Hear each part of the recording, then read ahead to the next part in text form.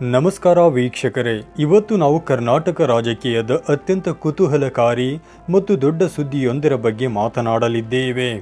ಮೈಸೂರು ರಾಜಕಾರಣದ ಸಿಂಹ ಎಂದೇ ಗುರುತಿಸಿಕೊಂಡಿರುವ ಪ್ರತಾಪ್ ಸಿಂಹ ಅವರ ರಾಜಕೀಯ ಭವಿಷ್ಯ ಈಗ ಯಾವ ಕಡೆಗೆ ಸಾಗುತ್ತಿದೆ? ಒಂದು ಕಾಲದಲ್ಲಿ ಬಿಜೆಪಿಯ ಪ್ರಬಲ ಧ್ವನಿಯಾಗಿದ್ದ ಇವರು ಈಗ ಸ್ವಪಕ್ಷದಲ್ಲೇ ಮೂಲೆ ಗುಂಪಾಗಿದ್ದಾರಾ? ಹೌದು, ಕಳೆದ ಲೋಕಸಭಾ ಚುನಾವಣೆಯಲ್ಲಿ ಇವರಿಗೆ ಟಿಕೆಟ್ ಸಿಗಲಿಲ್ಲ.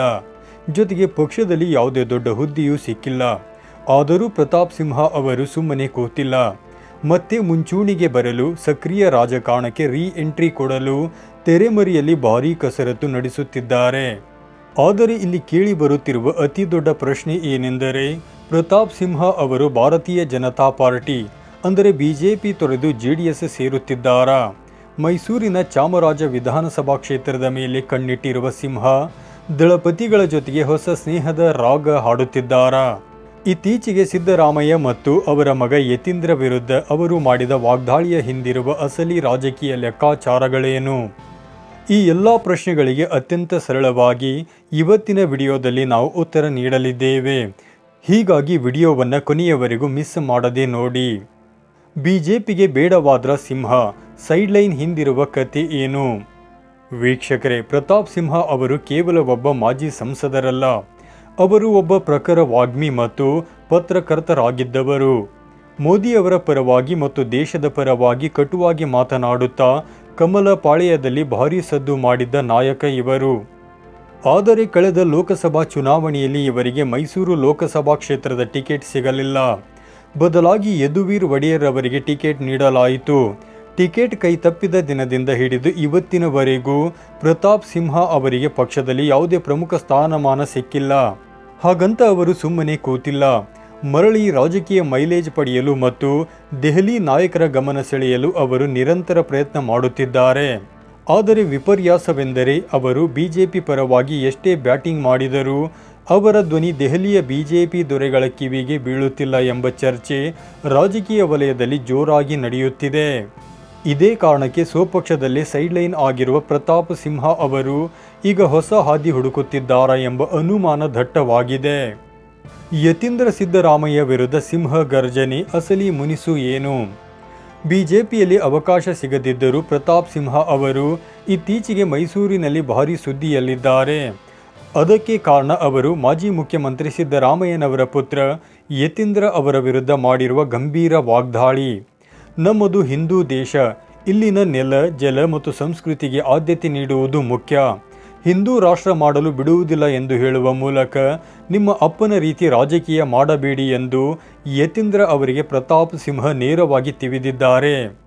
ಮುಸ್ಲಿಂ ಓಟ್ಗಳಿಗಾಗಿ ಕಾಂಗ್ರೆಸ್ ನಾಟಕ ಮಾಡುತ್ತಿದೆ ಎಂದು ಆರೋಪಿಸಿದ ಪ್ರತಾಪ್ ಸಿಂಹ, ನಿಮ್ಮ 8 ವರ್ಷಗಳ ಆಡಳಿತದಲ್ಲಿ ಮುಸ್ಲಿಮರನ್ನು ಕೇವಲ ಓಟಿಗಾಗಿ ಬಳಸಿಕೊಂಡಿದ್ದೀರಿ, ಅವರ ಅಭಿವೃದ್ಧಿ ಮಾಡಿಲ್ಲ ಎಂದು ಕುಟುಕಿದ್ದಾರೆ. ಅಷ್ಟೇ ಅಲ್ಲದೆ ಯತೀಂದ್ರ ಅವರಿಗೆ ಮಂತ್ರಿ ಸ್ಥಾನ ಸಿಕ್ಕಿರುವುದು ಅವರ ಸ್ವಂತ ಯೋಗ್ಯತೆಯಿಂದಲ್ಲ, ಬದಲಾಗಿ ಅವರ ತಂದೆ ಸಿದ್ದರಾಮಯ್ಯನವರ ಕೋಟಾದಿಂದ ಮತ್ತು ಕುರುಬ ಸಮುದಾಯದ ಕೋಟಾದಿಂದ ಸಿಕ್ಕಿದೆ ಎಂದು ನೇರವಾಗಿಯೇ ದಾಳಿ ಮಾಡಿದ್ದಾರೆ. ಇಷ್ಟೇ ಅಲ್ಲದೆ ಕಾಂಗ್ರೆಸ್ ಒಳಗಿನ ಬಣ ರಾಜಕೀಯವನ್ನು ಕೆದಕಿರುವ ಪ್ರತಾಪ್ ಸಿಂಹ ಅವರು ಕುರುಬ ಸಮುದಾಯದ ಹಿರಿಯ ನಾಯಕಿ ಗಾಯತ್ರಿ ಶಾಂತೇಗೌಡ ಅವರಿಗೆ ಕಾಂಗ್ರೆಸ್ ಅನ್ಯಾಯ ಮಾಡಿದೆ ಎಂದು ಧ್ವನಿ ಎತ್ತಿದ್ದಾರೆ. ಚಿಕ್ಕಮಗಳೂರಿನಲ್ಲಿ ಕಾಂಗ್ರೆಸ್ ಬಾವುಟ ಹಾರಿಸಿದ ಗಾಯತ್ರಿ ಶಾಂತೇಗೌಡ ಅವರಿಗೆ ಮಂತ್ರಿ ಸ್ಥಾನ ತಪ್ಪಿಸಿದ್ದು ಇದೇ ಸಿದ್ದರಾಮಯ್ಯ ಮತ್ತು ಯತೀಂದ್ರ ಎಂದು ಆರೋಪ ಮಾಡಿರುವರು. ತನ್ವೀರ್ ಸೇಠ್, ವೆಂಕಟೇಶ್ ಮತ್ತು ಎಚ್.ಸಿ. ಮಹದೇವಪ್ಪ ಅವರಂತಹ ಹಿರಿಯ ನಾಯಕರನ್ನು ಮೈಸೂರು ಭಾಗದಲ್ಲಿ ಮೂಲೆ ಗುಂಪು ಮಾಡಿ ಕೇವಲ ತಮ್ಮ ಮಗನನ್ನು ಸೇಫ್ ಮಾಡಲು ಸಿದ್ದರಾಮಯ್ಯ ಅವರು ಕುಟುಂಬ ರಾಜಕೀಯ ಮಾಡುತ್ತಿದ್ದಾರೆ ಎನ್ನುವುದು ಪ್ರತಾಪ್ ಸಿಂಹ ಅವರ ಗಂಭೀರ ಆರೋಪವಾಗಿದೆ. ಜೆಡಿಎಸ್ ಕಡೆಗೆ ವಾಲಿದ್ರ ಪ್ರತಾಪ್ ಸಿಂಹ, ಚಾಮರಾಜ ಕ್ಷೇತ್ರದ ಹೊಸ ಲೆಕ್ಕಾಚಾರಗಳೇನು? ವೀಕ್ಷಕರೇ, ಈಗ ಮೈಸೂರು ರಾಜಕಾರಣದ ಅತ್ಯಂತ ರೋಚಕ ತಿರುವಿಗೆ ಬರೋಣ. ಬಿಜೆಪಿಯಲ್ಲಿ ಟಿಕೆಟ್ ಸಿಗುವುದು ಬಹುತೇಕ ಡೌಟ್ ಎಂದು ಅರಿತಿರುವ ಪ್ರತಾಪ್ ಸಿಂಹ ಅವರು ಈಗ ಜೆಡಿಎಸ್ ಪಕ್ಷದತ್ತ ಮುಖ ಮಾಡಿದ್ದಾರಾ ಎಂಬ ಬಲವಾದ ಅನುಮಾನ ಶುರುವಾಗಿದೆ. ಅದಕ್ಕೆ ಪೂರಕವಾಗಿ ಇತ್ತೀಚೆಗೆ ಅವರ ಕೆಲವು ನಡೆಗಳು ಸಾಕ್ಷಿ ನುಡಿಯುತ್ತಿವೆ. ಮೈಸೂರಿನ ಚಾಮರಾಜ ವಿಧಾನಸಭಾ ಕ್ಷೇತ್ರದ ಮೇಲೆ ಪ್ರತಾಪ್ ಸಿಂಹ ಅವರು ಕಳೆದ 2 ವರ್ಷಗಳಿಂದ ಕಣ್ಣಿಟ್ಟಿದ್ದು ಅಲ್ಲಿ ಸತತವಾಗಿ ಓಡಾಡುತ್ತಿದ್ದಾರೆ.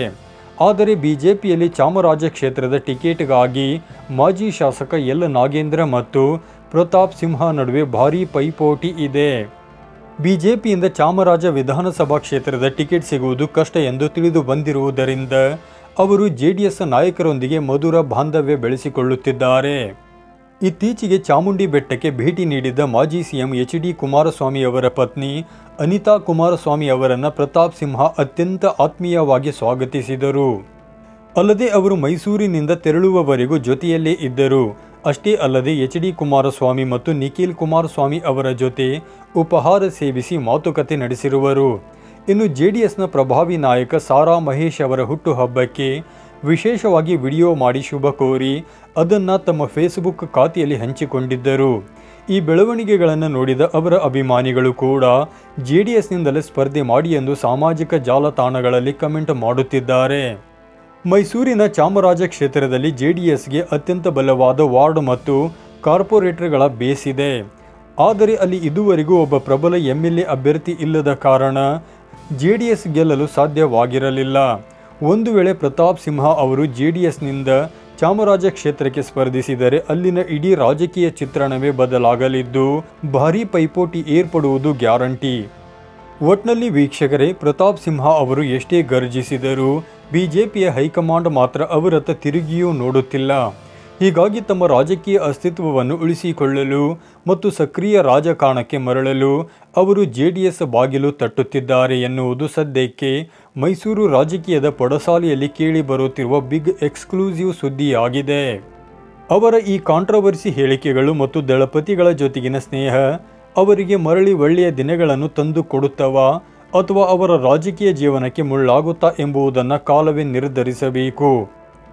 ಪ್ರಿಯ ವೀಕ್ಷಕರೇ, ನಿಮ್ಮ ಪ್ರಕಾರ ಪ್ರತಾಪ್ ಸಿಂಹ ಅವರಿಗೆ ಬಿಜೆಪಿಯಲ್ಲಿ ಮತ್ತೆ ಟಿಕೆಟ್ ಸಿಗುತ್ತಾ ಅಥವಾ ಅವರು ಚಾಮರಾಜ ಕ್ಷೇತ್ರದಿಂದ ಜೆಡಿಎಸ್ ಅಭ್ಯರ್ಥಿಯಾಗಿ ಸ್ಪರ್ಧಿಸುವುದು ಸೂಕ್ತವೇ?